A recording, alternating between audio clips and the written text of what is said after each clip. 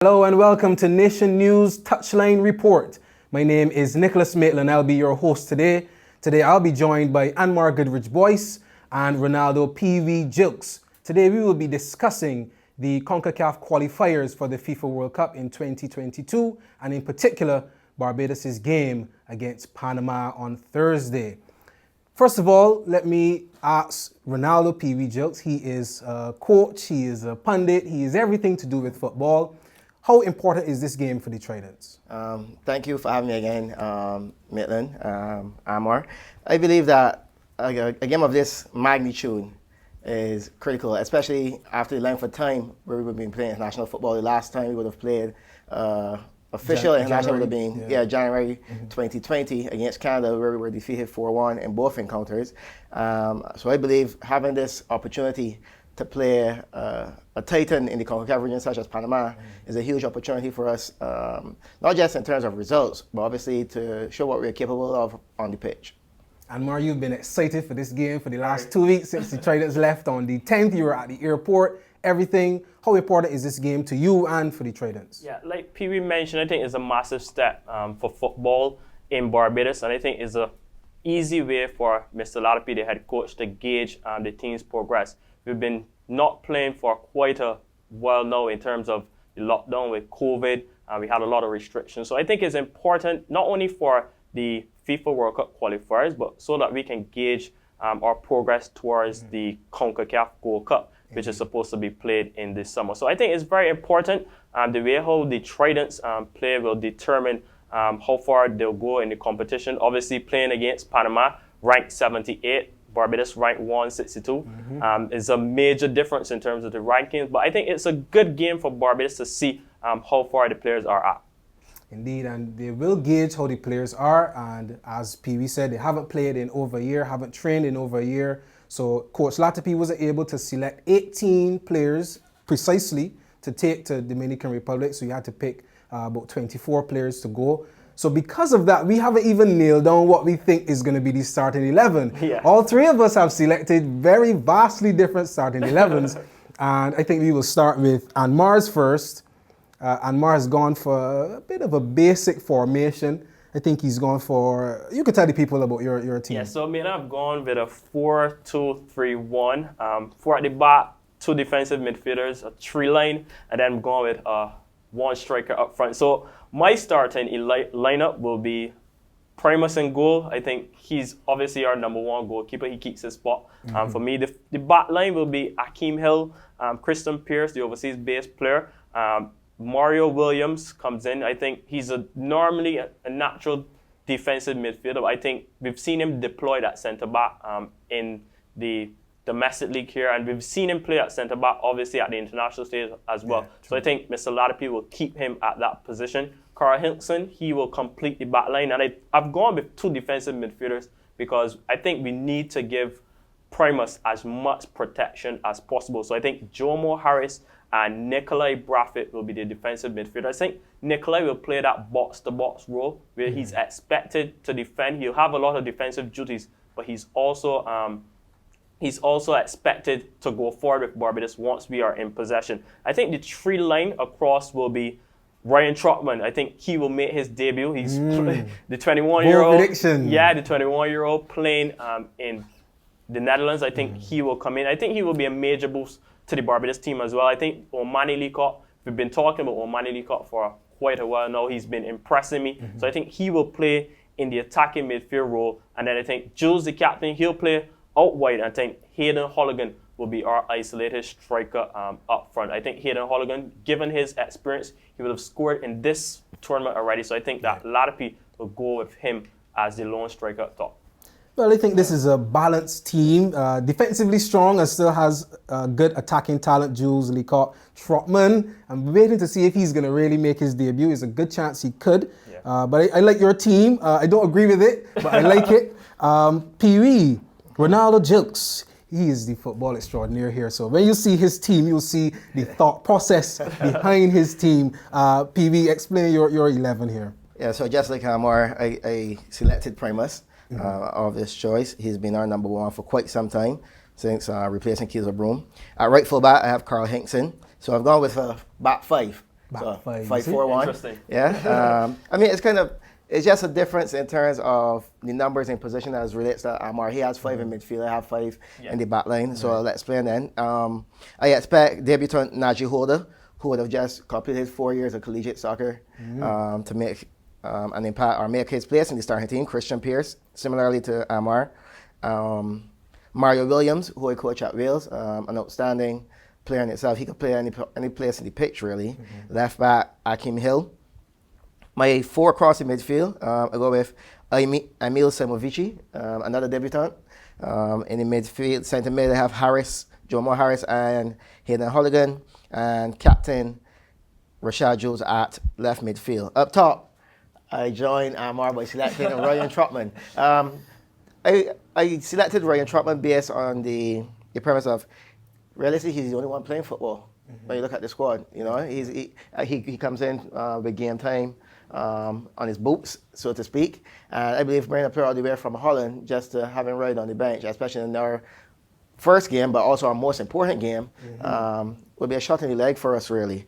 But looking at the back 5, I selected 3 guys in the center of the pitch who are leaders. I selected 3 guys, so having a back 5 without those 3 central defenders allows us to pick up very critical space, which is within the middle of the field. Or what's in the middle of the field? The goal.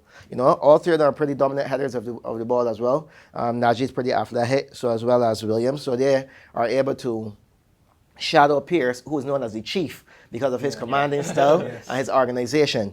Hill and Hinkson, they're both filled with oxygen. They're both filled with endurance. They could join the attack from a width perspective and also lend that depth to both Jules and Simovici in case if they have to lay the ball back or even join them in attack. A lot of people are asking initially who was Emil Simovici, you know, and being the journalist I am, I did my research, and from what I've seen, he's a very technical, skillful player, like to take players on 1v1, you know, and if we could isolate Panama's wide players and allow Jules with the speed and Simovici with his technical ability, you know, we could create some scoring opportunities from crosses. And then you also have Trotman, who seems to be quite pacey. From what I've seen on the YouTube videos, you know, we've been restricted to that. So from what I've seen, if we could get the ball in behind, but a back 5 allowed us to be pretty compact.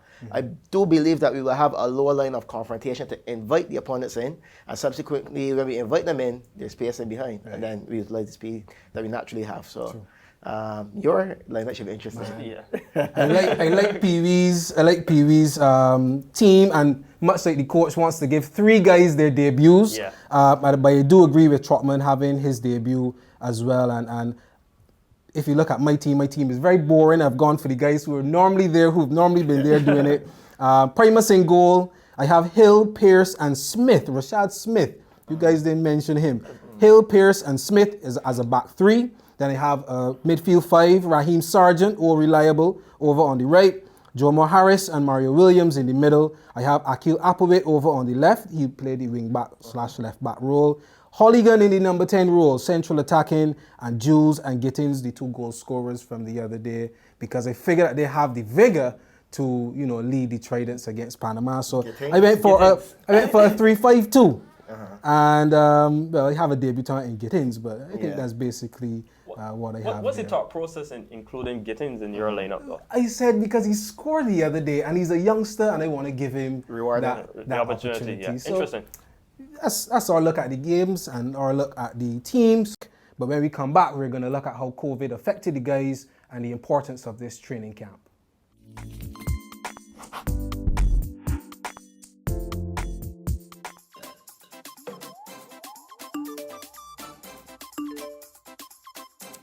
Son, you need to get off the phone sometimes and read the Nation newspaper so you will know what's happening in Barbados and the rest of the world. A good thing just read that the supermarket's open, because you eat every single day in the house like a pig. Son, come off that phone. I bet you do not even know that the government is offering us a Barbados Economic Stabilization Program, which is a 5-part, $2.3 billion economic plan to support vulnerable households, businesses, and to help we grow our own food. Wait, hold on. Because I'm a digital subscriber to the Nation's website, so I will get news hot off the press. Ooh, I see. I would like to subscribe digitally too. But sir, you know you like to read my nation newspaper, man. Dad, you got choose. You can buy your newspaper and you can also subscribe.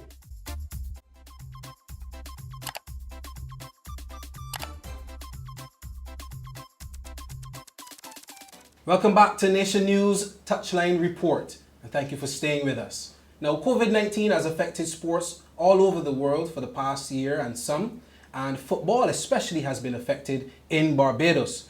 Now, the last time the national team played would have been January of last year when they played 2 games against Canada, and our local league was suspended in early March of last year, and no action has been going on since then.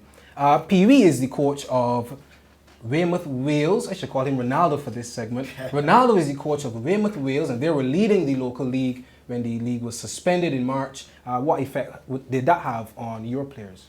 Most definitely, the players were in the groove. We were starting to catch a rhythm. I think we were 7 games in, and we were leading, as you mentioned. So we were starting to get a rhythm, get a groove going on. As you know, that was my first season at Wales. Right. So that was also very important for me to pick up on that momentum and carry through. It also gave me the opportunity to blend some of the new players I brought in with the older ones and kind of help press us on to win another league title. What I could say during that period, I still try to maintain contact with the players because obviously a footballer suffering from withdrawal is a terrible thing. Yeah. It's a terrible thing. So it was very important to maintain that communication with the players, find out what was happening with them outside of football, but obviously they eagerly wanted to participate.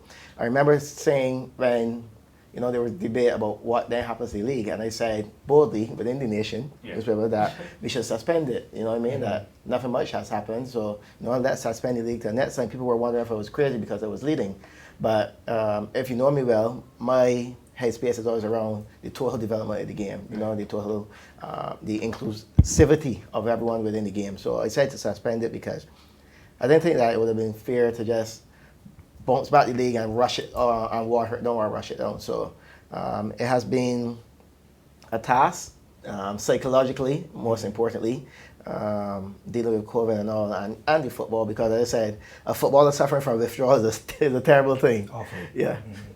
Anmar, the national team has been training off and on since the league was cancelled in March. They've been training through the summer, and it was just about came to an end about the end of last year, and they haven't been training. That is the reason why they've embarked on this 2-week journey to prepare themselves adequately for Panama. How important has been this 2-week sojourn? Let me just start by saying that I definitely commend the Barbados Football Association for taking the initiative and organizing this training camp. I think it's very important given the fact that, like you mentioned, the players that have been off the pitch for quite a while. So being able to set up the training camp in the Dominican Republic is an excellent idea. I think it's something that the players really needed. And Coach Ladapi, like I mentioned before, would have gotten an opportunity to look at his players in a more in-depth role. We see in terms of the training that has been going on, very rigorous, in having some conversations with the coach and some of the players. It's like that international setting that they're in. They wake up early in the morning and they train twice a day. And I think that's important if we're going to play at a very high standard, at a very high level in terms of the game as well. I'm very impressed with the 2 games that we would have played in terms of the results. Obviously, Barbados winning 2-0 and then thumping Turks and Caicos again 7-1. I think it's important going into a game of its magnitude like Panama to be on the winning side. And, we talk about sports all the time, and we know that momentum is something that we also want to have. So I think very excited going into the games and the training. I think what Coach Ladapi has been telling us, has been telling all the journalists, is that no coach, every coach should want to have more time. He's been talking about this time all the time in terms of getting his players fit, saying that he's unsure of the amount of time that they had in terms of preparation. But I think given the fact that the boys would have gone 2 weeks ahead, it is definitely a bit of an advantage as well. Khadija Mars managing the team. We celebrated that decision from the FA, both you guys. Pee Wee first. What do you think of that decision? I think that Khadija is a very intelligent young lady. She's involved in all facets of the game. She was a player. She still is a player. She's a referee. Right. I think a number of the guys respect her. So I think it was a bold decision. It happened at a relevant time. It was International Women's Day. And I do believe that a number of the players know her well and have that level of respect for her. So we can only wish her good things from disappointment. What do you think about Mars as a professional? Yeah, in terms of the qualifications, she definitely have the qualifications. She went to UE, I think she did sports management and stuff like that. So with the honors too. With honors, so we can't fault her in terms of the qualification. In terms of being around the football, like we know she's been a goalkeeper player, so she definitely has the knowledge to take forward the team. So yeah, definitely a good move, Maitland. Superb, Mars. All the best. So for this particular game, I'm losing my train of thought. Right. So you know that Coach Russell Latterby has a certain pulling power, and he has coerced a lot of players who obviously are eligible to play for Barbados to come and play for the national team, and obviously to play for a legend like him is an incentive for a lot of players. Unfortunately, a lot of our overseas players who we would have been banking on their appearance, they are not able to come because of the same COVID, having to quarantine when they go back. And in the case of Thierry and in the case of Hallam, their clubs are fighting relegation, so they may not want them to be gone now. Thierry and Hallam have established themselves as real senior members and crucial members of their teams over the last month, so they may not want them to leave anyway. What do you think of the absence of those guys? Well, let me defer this to Anmar with good reason. Let me get him first lash at this one. All right, cool. That's no problem, PV. Yeah, I think it's a massive loss, us not having the overseas-based players. If we talk about Thierry Gill, we talk about Nick Blackman, we talk about Hallam Pope, within the last couple of years, this trio has amounted to 60% of Barbados goals in terms of international football. So let's not pretend and let's not sit here and play. Interesting. Interesting. These boys will definitely miss. In terms of Nick Blackman, within his last 5 appearances, he has 3 goals for Barbados. He scored a lot. So I think not having these players will be a miss for the team. However, we can't just sit here and mope and cry about not having the overseas players. I think it's a golden opportunity for our locally based players to show what they have and show their work. I was a bit surprised with some of the team selection, but I'm sure that the coach, he would have seen the players that are training, so I have to back him on his selections. But I probably thought that some of the other players would have been included. But like I said, coach knows best. So look at it. Yeah, and he said it all really. I think it gives the local players an opportunity to prove themselves.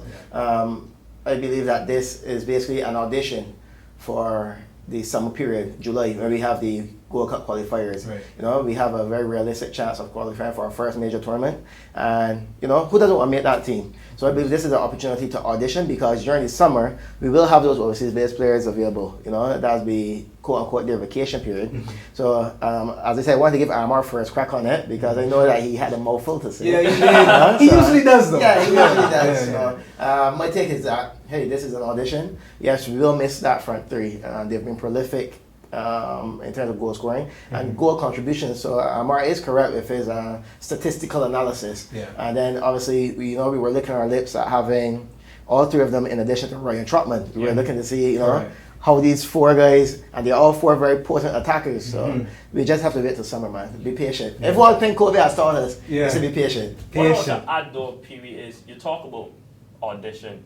I think it's a golden opportunity too for some of our players to get that exposure in terms of the international stage. We just had Thierry last year and Abiola Grant. Players are special to you. Spot on. Yeah. So I think it's an opportunity for us to get our players up there, exposure, and who knows, we could have some more players signing professional contracts like Abiola and Thierry. Yeah, and that was glad to mention Gittings within his starting line, because there are some things brewing for the young lad, There are some things brewing, so just like what Anmar said, if he could get the opportunity to show he has, who knows, you might be right about Gittings within another couple of weeks. See, I knew I picked a great starting 11. When we come back is the favorite moment of the show. It will be our score predictions.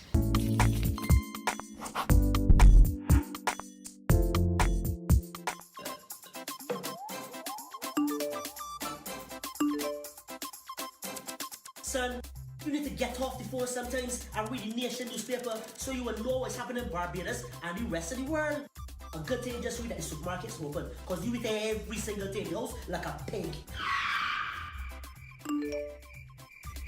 Son, come off that phone. I bet you do not even know that the government is offering us a Barbados economic stabilization program, which is a 5-part, 2.3 billion economic plan to support vulnerable households, businesses, and to help we grow our own food. Wait, how you know that? Because I'm a digital subscriber to the nation's website, so I will get news hot off the press. Oh, I see. I would like to subscribe digitally too. But say you know I like to read my nation newspaper, man. Lad, you got shoes. You can buy your newspaper and you can also subscribe.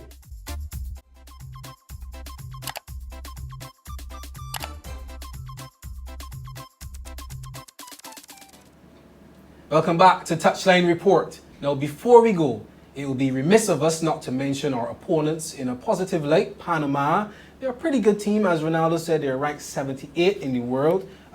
Give me your opinion on Panama. Yeah, they're ranked 84 places above us. So ranking usually goes based on the number of matches we played and the results. Right. However, we must remember that Panama they're participating in the last World Cup in Russia, and their most recent matches they would have had a degree of success. They drew 0-0 with Serbia, which was their last game. They had some success against Costa Rica. Sadly, they fell to US here heavily, and they also fell to Japan 1-0 after their goalkeeper was expelled. However, they do boast some pedigree within their squad. A number of their players play their trade in North America, South America, and Europe. Most notably, 3 players that I would mention for them would be right back Michael Murillo, who is now under the tutelage of a very famous coach. We may remember him. You might remember him also. But 2 young Manchester fans. He's a Crystal Palace fan now. Just Palace? Yes, so he said. Right. You may have remember a guy by the name of Vincent Kompany. Yeah. Right. He is now the coach of Michael Murillo at Anderlecht. Yes. Right. Okay. Then there's Gabriel Torres, who's a forward at Pumas in Mexico. You know that they usually feature within the Concacaf Champions League. And then there's Anmar Goodridge-Boyce, formerly of New York Red Bulls. He's now with Nashville FC, which also in the MLS, a pretty new team in the MLS. But what I also discovered during my research is that he once played for Honved, the team that Thierry's now at. Okay. And he has over 100 caps, so it shows he has some pedigree. Anytime you have earned 100 caps for your country, it says whether who comes in, who goes out, and you have been able to remain a permanent fixture, you are of some quality. And he usually plays as a deep-lying playing midfielder. So we will need to pay a lot of attention to him because, yes, the goals are always the spectacle within the game, but the service, that's the key ingredient. No service, no goals. So if we could have a player to occupy Godoy, maybe we could stifle Torres a bit. He has 18 goals in his 88 matches. Will be considered average, average take forward. However, he does show some quality as he is a starter for Pumas. So Panama do have some quality. Just let me leave it plain and simple as that. Anmar, you were making a point about the average age of the squad. Barbados, we have a pretty young squad, some youngsters, some older guys, but no one, I think, over 30, or at least over 31. And Panama have a pretty young team too. Yeah, I think the average age of the squad is around 26, 27, which is good for Panama. It lends to a bit of youth and experience in terms of caps, like what PB was mentioning. I think the players that will stand out for Panama, for me, will be same Gabriel Torres, and I like Jose Luis Rodriguez. He's a player that I've been watching for quite a time now. I think he's 21 years old, and I think he's a very creative midfielder. So he will definitely be one that Barbados will have to watch. Let's not pretend here. I think we can't take Panama for granted. It's definitely a game that we cannot underestimate. These guys, having been to the 2018 World Cup in Russia, they played against England. So, they played heavyweight. So they know what is required at the international stage. I think for us, in Barbados, we have to try as possible to keep up with them, and I think once we can match them man to man, I think it'll be interesting for us. Splendid analysis, guys. Right. Now this is the part. No, can't sit on it. Well, I'm just gonna say, I encourage you not to sit on the fence. Your score predictions for Thursday evening. PV, please go first. As you rightfully mentioned before, our preparation was hampered due to COVID, and one of the preparation is key. I had a teacher in secondary school which says proper preparation prevents poor performance. Preparation hasn't been our our fault, so to speak. You know, Yeah. it's no fault of ours, no natural fault of ours. However, we obviously didn't have the opportunity to play the amount of practice games needed to do. You know, as Anmar said, Coach Daffy said, you always want more time. Yeah. So I would say after all of that, summing Yeah. it all up, I expect us, worst case to, well, sorry, not worst case, but I expect Panama to win 2-0. 2-0, Panama 2-0. Yeah. Okay. We'll accept that. AGB, what were you thinking about? Yeah, I'm going to go with a Panama victory as well. I'm going to give them one extra goal than PB, though. I think they'll be 3-0 winners over Barbados. If I'm a Barbados fan, I'm going to say that I would be hoping that Barbados could get a result, Yeah. but let's be honest and let's be fair. Like PB mentioned, we haven't been training in terms of fitness as well. Panama, the majority of their players have still been playing football. So if we're looking at it from a realistic point of view, I have to give Panama the edge, and definitely will not be writing out the team that made it to the 2018 World Cup. Yeah. Okay, fellas. yours now. I wanted to give one similar to you guys, but I don't feel we can leave here with saying, all three of us saying that Panama gonna beat Barbados. All right. I think at least one of us should root for the Tridents, and I will do so. I think we will get. So your selection, wait, hold on one second. Yeah. It's based on patriotism. Yes, of course. Okay. Yeah, I pledge Yes, let me allegiance. put that out there. I am pledging allegiance to my country, and I think Barbados are going to win 2-1. Goals from Jules, and I think Baca Williams will get a goal. Mario Williams will get a goal, All right. and Wow. that guy you mentioned for Panama, Torres, he might get one for them. Yeah. But I think we will win because you know, Barbados is very close to my heart. You mentioned Barbados scoring 2 goals. What I would say before we go to Maitland is I think if we are to score, it will be definitely important that we capitalize on our set pieces. I think we can make something out of the set pieces for sure. Yeah, no, I definitely agree. From a tactical perspective, maybe we score on the break. Our set pieces are usually the decider between teams within the World Cup. I think when they did the last tactical review, I think they said at least 40% score from set pieces. Yeah, so I do agree with that, Anmar. However, preparation has shot us in the foot. We're coming up against a quality opposition. One of the titans of within the last 10 years, they've defeated the USA twice. They've defeated Mexico twice. Yeah. You know, they've defeated Costa Rica twice as well. So they've defeated the big boys in Concacaf. You know, so being a Barbadian, patriotism does count for anything. Yeah, we prefer us to win, but the reality of it is that we are up against it. Definitely up against a tough team in Panama, and it will require a real almighty effort from the Tridents to topple them. But we wish them all the best, and we hope that they will give of their best. Congratulations to all the guys who have been selected in the squad for these 2 games, and we hope that you will be safe, injury-free, and come back to Barbados at least with 3 points from these 2 games. So PV, AGB, I know I speak for all of us when I say I am excited for the return of international football, and I hope and I pray that we can be very successful in the Dominican Republic. From me, Nicholas Maitland, thank you for joining us here on Touchline Report.